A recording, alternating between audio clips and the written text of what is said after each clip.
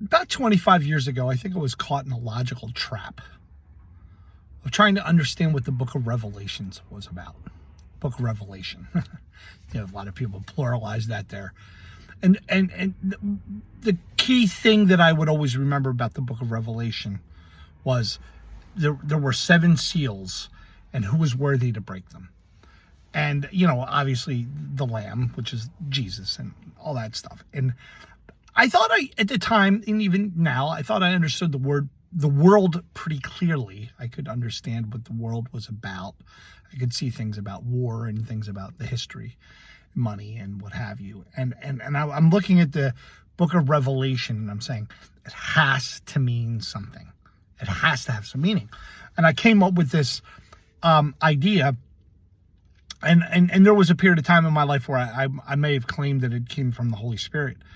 That the book of Revelation, the 7 seals are debt, oaths, ownership, contracts, laws, prisons, and weapons. Those are the 7 seals of Revelation. Every one of those 7 things are necessary for human interaction, human sociability, but they can get out of whack and they can be destroying humanity. And only the Messiah can come along and free us from our need to have these 7 things. So debt, oaths, ownership, contracts, laws, prisons, and weapons. The 7 seals of Revelation. And since creating my own brand of religion, renovationist Christianity, and I've been playing with ideas in my mind and constantly thinking maybe there's like a difference between being a renovationist and a renovationist Christian, and you could be a renovator, one who renovates anything, but again, it's still the idea of getting to the root of any philosophical construct, understanding what's it's at its foundation, and try to recognize what might be wrong about it and try to fix it and rebuild anew. And that's definitely my point with Christian theology itself, is to try to get at its root, show what's wrong about it, show what's right about it, and fix it, and then try to use whatever existing structures that existed. Don't let them, don't burn them down, you keep them intact. So, you take a look at the Catholic Church and you have, the Sunday Mass, the Sunday services, and you have the Catholic confessional and the baptism of babies and the marriage ceremony, and all these things are beautiful and obviously necessary and good. You want to keep all that stuff, but there has to be some way that you can change what's flawed about the theology. Renovate the theology in such a way to make it better.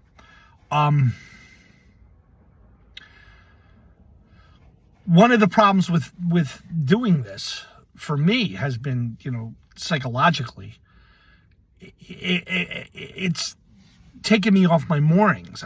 Taking me off my foundation, and I'm kind of floundering, trying to figure out what is it that I really know about anything. It's like I'm lost in this sea of new possibilities.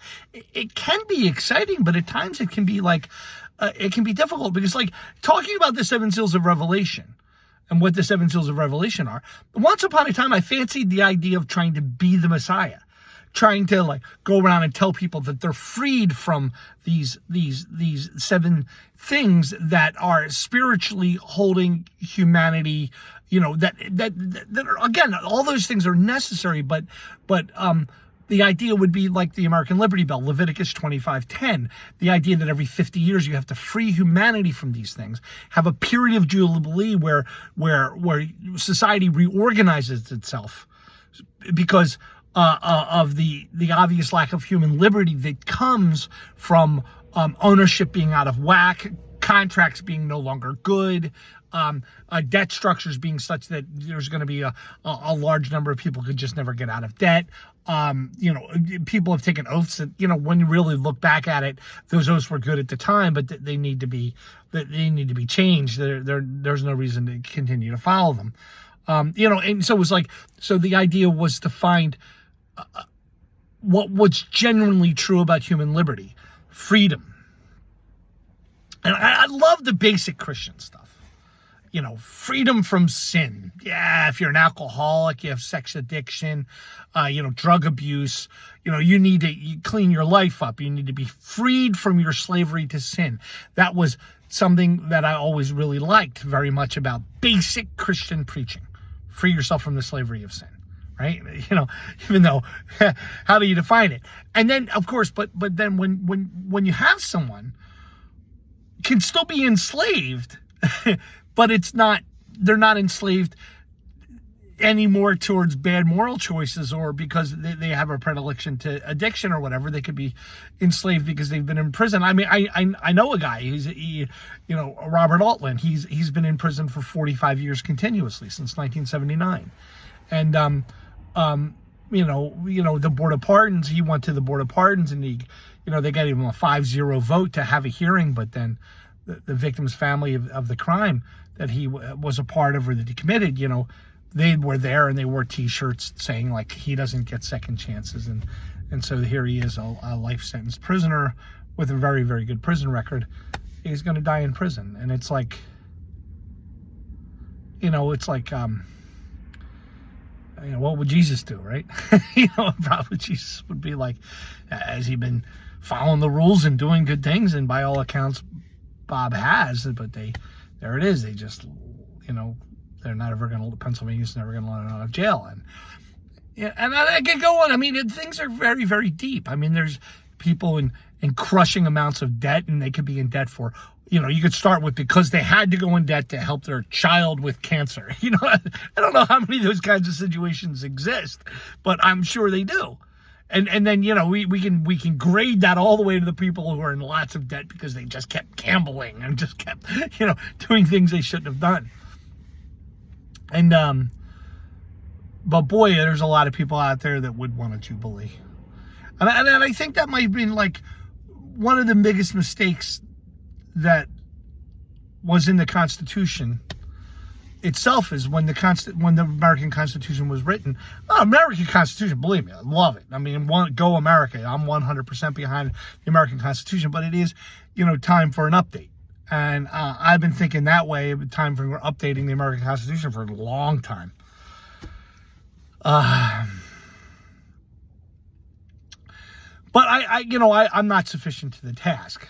I would love to be part of trying to hammer out, the new ideas and the new structure of a government with everyone else. You know what I mean? I would love to be a part of that project, but I'm sure there's plenty of really smart, good, talented lawyers that would be better at it than me. Why am I talking about the Constitution? I have no idea. Why am I talking about the Constitution? Because I wish the Constitution had encoded in it the idea of the Jubilee year every 50 years. Leviticus 25:10, which is right there on the American Liberty Bell. Blow the horn of Jubilee and let the land lie fallow, set all captives free, and let people return to their homes. I don't even really remember what it said, but it was just like grant a major act of human liberty to everyone. And I remember learning about the depths of what a Jubilee could be because I was 30 years old in year 2000 when Pope John Paul II had the Great Jubilee year. You know what I'm saying? And we're going to have another one in 2033, which will be in the 2000th year anniversary of Jesus' death. And I wonder if the Jubilee that we might have in 2033 could actually have some real oomph to it. You know what I'm saying? Not, everyone's forgiven of their sins. Well, we kind of get forgiveness for our sins anyway. And by the way, I don't even really think sin is the accurate model for understanding our behavior in the first place. You know what I'm saying? It's like, so, but it's like what I'm talking about is the deepest and coolest stuff that I understood when I was a Christian. I am a Christian, but when I was still floundering and trying to understand reality in the crucible that this book must be true, this theology must be correct. We have a fallen nature. There was something that my ancestors did that was wrong, Adam and Eve, whatever, whoever they were, they did something wrong, and they transferred this sin nature to me, and I don't have a sin nature. None of us do. What we have is a reptilian brain wrapped with a neocortex and all kinds of brain parts wrapped around it. And we've been selected through, hundreds of thousands of years of evolution of primates to become what we are now. And that's, to understand why I have the certain desires and the certain impulses and the certain things I've had from that evolutionary development, suddenly my behavior is just unlocked to me. It's become clear. I understand what I am. I understand who I am so much more clearly now than I ever had before. I've been trying to understand myself in the light of a model that wasn't up to the task of explaining myself to me. But statistics, brain science, psychology, these were much better suited tools to explain myself to me. You know what I'm saying? Now I understand myself so much better in light of these new tools. But I'm not trying to be a hater. Therefore, because this understanding of reality is better than the Christian model. Yeah, absolutely, that's true. But go back 300 years, 500 years, 1,000 years. What other model could you have come up with? You didn't have access to all the great information that we have from the fossil record, from understanding. Well, you know all that. So I guess I'm swimming in a sea of new possibilities. And I'm thinking about the coolest things, the deepest insights that I had when I was struggling 25 years ago to be the best Christian that I knew how to possibly be. And those insights, and one thing that I find myself being depressed suddenly, because I gotta let them all go. The 7 seals of Revelations. I had this insight. I knew what they were. They were debt, ownerships, oath, prisons, weapons. I suddenly understood what the 7 seals of Revelation are. And now I'm suddenly realizing that I was forcing reality into this book because this book had to be the foundation of reality, when unfortunately it actually isn't. I take a lot of pride in the Bible, but it's not the Word of God. It describes things that are not true, and it's really not up to the task anymore of genuinely explaining what we are. You can try as hard as you want, and you can fashion many great truths out of the Bible. And I suggest to everyone that you should read it with good commentary so that it explains it to you, But I'm definitely in a different place with it now. And I don't know, so, you think about, think about something concrete. How would I go through the common the big questions of the day, Donald Trump and Joe Biden? How would I go through the abortion thing and Israel, the Ukraine, the other, the inflationary pressures that we have? How would I run my mind through all of the modern issues in light of the idea that I can go all the way to the root of my understanding of reality and build it all the way up and see logical connections between everything and go all the way down and all the way back up and then have this new insight about everything. So start off. Who would I vote for in the coming election?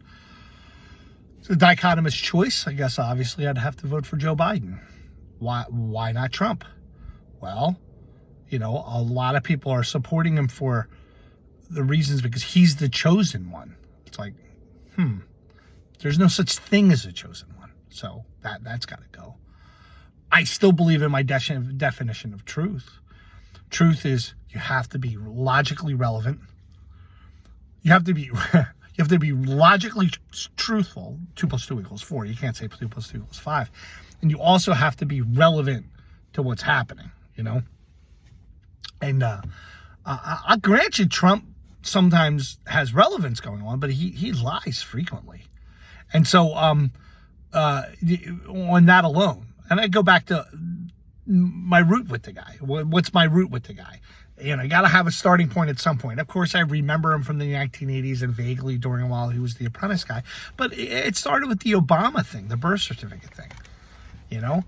And he was like, I'm sending my best people over to Hawaii to... What do you mean? The birth certificate of Barack Obama? You're going to question that? Where did that come from? Hey, not for nothing. I got a couple of interracial kids with a mother that wasn't born in America. So, you know, you're not going to win any converts over with me. Plus, I've had all kinds of students. I remember when Trump came down the escalator and was like, when Mexico sends their people, they don't send their best. The murderers, the rapists, some I suppose are good people. It's like, I had Mexican students when that happened. And I saw some of them getting laughed at because it was funny. And the Mexican students were usually pretty strong and laughed back too because it's like, yeah, whatever. But it hurt, man. Fuck that guy, you know? So I went, you know, what would be the best argument for voting for Trump? The best argument for voting for Trump was the system that we have is through and through corrupt. Everything about it's corrupt. And he's the only one who sees it. And he's the only one who has the true power to challenge it. That's bullshit, man. Come on. The system's corrupt, really. Is it really that corrupt? You know, it's like, I heard Jordan Peterson, I saw him in, talking last night. He was like, well, I turned on the water today. The water came out. I mean, I'm looking around America and I see a lot of promise for the future. I see a lot of great things going on. I see, look at the developments of our robots that we got coming online, and I could go on and on and on and on and on about it. You know, and it just, constant revision. So you look over at Biden, and what you got is you got somebody who's a little older, but I mean, from what I can tell, he doesn't lie, and he addresses things that are important, and he just knows a lot. I mean, I've known who Joe Biden was since I was like a 15-year-old kid, even younger, probably. I've never had a problem with the guy. He's just a good-hearted fella. In fact, I like the fact that he's Roman Catholic, goes to church, but stands up for abortion rights. He's like, because that's how I feel about it. I mean, abortion can be such a subtle issue. It's such a complex issue. My conception and understanding of the all-powerful, all-loving creator we have is such that he might be looking at a woman who's making a decision of having an abortion and be like, damn, I'm glad I'm not her. I wouldn't have to want to be in this predicament that she's in. He probably regrets allowing this universe to come into existence so somebody would be faced with such a horrible dilemma of needing the abortion. And having all this societal pressure of wanting to force you to have it. And it's like, come on. And it's like, what do you want to do? Okay, so the facts are the case that the girl came into the doctor's office and she was pregnant at the 2 months. And then she came back to the doctor's office 3 months later and she wasn't pregnant anymore. Do you want to report it to the Philadelphia homicide detectives? Seriously? We got enough other problems for homicide detectives to be working on than to have to deal with Mickey Mouse bullshit like that. So you just make it free, legal, safe, and you don't talk about it. You let it go. It's a complex, difficult issue, and it's at up to a certain point. It's the decision-making of the woman, and that's it. Whatever she decides. Now, she decides to have the baby, and we know the whole universe is going to wrap itself around her and say, whatever you want, dear. You know what I'm saying? You can have it. We're going to help you with that, But if she doesn't want to have it, then that's that. It's in the story, up to a certain point. And we always know there's fine lines there, but the gestation period of a human is 266 days. So just set your number, the 250 day, 230 day, 220 day, 180 day, 160 day, just set a number. And that's the point where there's no question asked after that. Maybe questions you can inquire at the 8.5 month or something. I don't know. It's like, I don't care because I know that the people who actually have to deal with it, it's not me. It's doctors and the female, the woman who is, so it's like, so I've always been very proud, honestly, that Biden would have every reason to be against abortion rights, being a full-blown Roman Catholic who goes to church all the time. But has always stood up for what he believed to be right, despite what the church says and tries to tell him.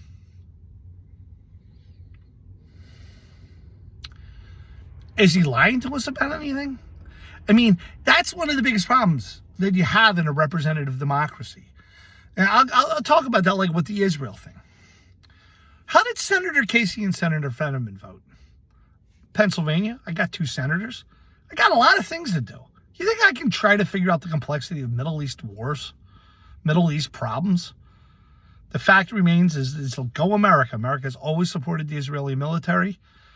And if my senators have made the decision to fund that military again and again and again for 75 years and just recently with the most $95 billion thing, I mean, they have all access to all kinds of information I don't have access to. All kinds of top secret information I don't have access to. And you know, should our system be like that? Well, I mean, that's one of the reasons why I'd love to rewrite a constitution where we can hash that out. You know what I'm saying? Real citizens get together and say, what is the level of like top secret? You know what I'm saying? You know, but we already have a lot of things hashed out in our system, and that's it's the only game in town, that system. So, you know, in the end, Biden's doing, from everything I can tell, the best he can just to run this country with honesty and heart, and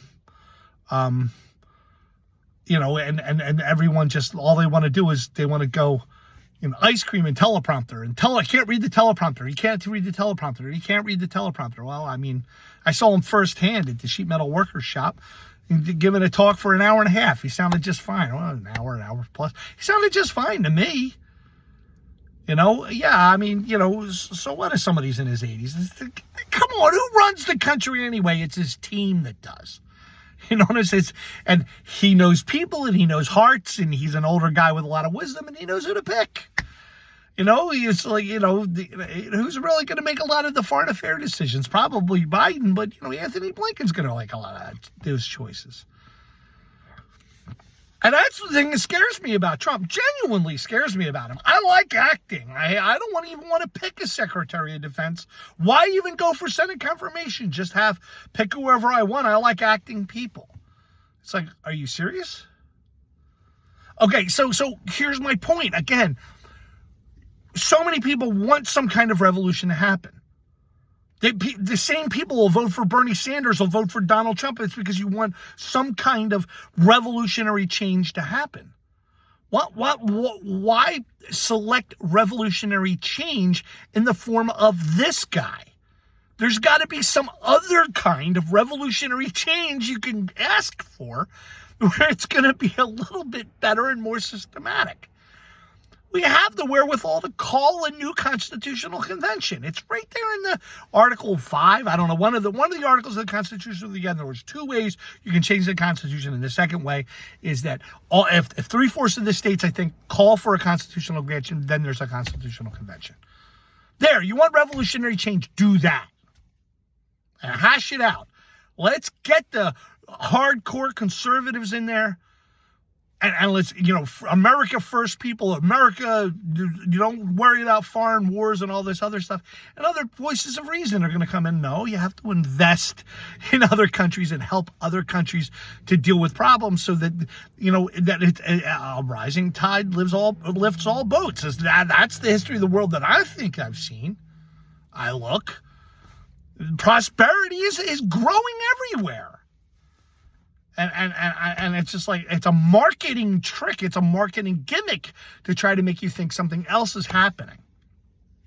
Oh, there's certainly some revolutionary change that I would be totally in favor of, but it doesn't have to come through civil war, the point of a gun, or just putting the worst bully that you possibly can in the White House and go, ha, ha, ha, look what he's doing to he's just going to mess with everybody. All these fat cats living in North Virginia are just going to, they're going to run for their lives. Oh, that's how you want to pull off your revolution?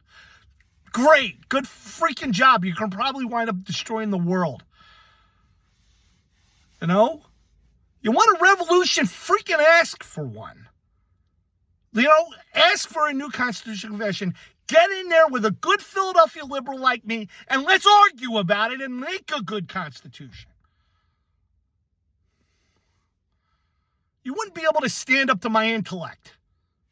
You MAGA supporting pieces of shit.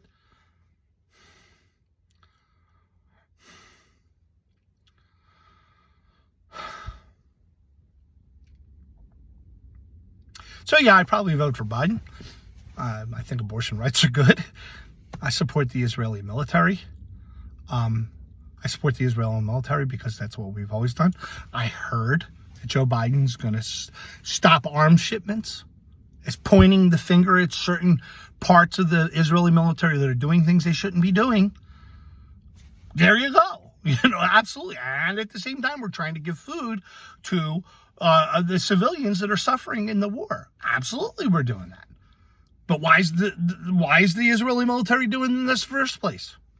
Did you look what happened on October 7th? I mean, what were those people thinking? You don't pick a fight that you can't win. That's the first rule of picking fights. Is don't pick a fight you can't win. You know, and you know, if you're in, you know, like that one guy was saying, if you're in a state where you think revolutionary terrorism is the only way you're able to go, then I get it. I mean, I'm Irish. I looked at the history. There have been times where I read about what the IRA was doing, and there's all kinds of pride. Michael Collins, and I get it. But are you going to go the route of Michael Collins instead of Martin Luther King Jr.? You better pick a fight you can win. And you didn't. And so it's, oh, what a stupid situation that is. So Putin, you're on your mind through the calculus of nuclear war. You run your mind through the calculus of nuclear war some more. I mean, I get his perspective. Sure, you know, sanctions and years go by, and all these other countries that don't have sanctions on us are going to grow exponentially stronger, and they're not going to grow as strong. And I've heard all kinds of demographic issues that the Russians have. I don't know if I can go into Russia right now. The light going off is like the angels telling me that I should give up on this conversation. I don't believe angels exist, but it's something I would say all the time. Whenever, you know, something would happen that use that as my angelic excuse to do something else or talk about something else. I don't know. I mean, go America, you know, and it's like, you know, look, I don't know. But I do know that the majority of the House and the Senate, and that fool Marjorie Taylor Greene, whatever, I don't even know how to say her name. It's just, I can't pay attention to her. You know what I mean? But she tried to take out the House Speaker and she failed at it. And so it's like, yeah, so you know what? Everyone knows in their heart we got to fund the Ukraine and that's it. Are we going up to the point of nuclear war? I mean, you know, maybe. Nuclear war has always been there hovering over our heads. You know, and just like, you know, you want to pull the trigger on using the first nuke, and then, you know, we'll nuke back. And, you know, and everyone winds up dying in the process. So it's like, so don't get started and fight it out. Otherwise, it's almost like we can have a conventional war, and, you know, you just don't, you know, go for ultimate destructive victory, you know, give reason. We're going to fight you up to this point, but no further. And you're not going to achieve the objective of taking this that you wanted to take. But we're not going to march on Moscow, because if we march on Moscow, you know, if we're going to take over the entire nation of Russia, they just nuke the world. And so it's like, you can't do that. So you have to, you're in this constant state of ebb and flow in politics. And that's why, I don't have a life to lead. I got other things to do. I don't have time to think about that. And thank God I got a Congress and a president that does this. And this never-ending barrage of hatred and dislike for our government and our governmental system. I get it. I mean, there's problems with it. Things need to be fixed. More corruption needs to be rooted out. I get it. But every system has its flaws. It's the only game in town, and it's time to show a little bit of love for the system that we have. And so I guess I'm done. I'm floundering. It's this new insight about the nature of God, that he's all loving and that he produced this world through, simple underlying conditions and a computational process that's pushing time as God pushing the world into existence and watching what flowers. And since God is time, God cannot be outside of time. God does not know what the future is going to be. And he's probably just as interested in as us. And I think maybe if I had the time, and maybe I'll do it, I'm going to start reading the Bible. Read it out loud. Let's start with the Gospel of Matthew or Gospel of Mark. Just read it out loud and try to cull out of it biblical verses that are great. Yeah, if you think about it this way, it's great. But if you think about it that way, it's wrong. And, and laugh at the miracles because they're false. And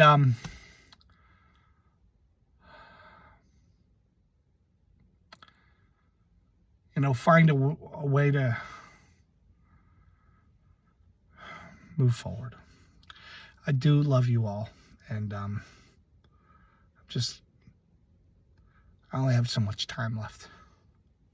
I gotta get it out.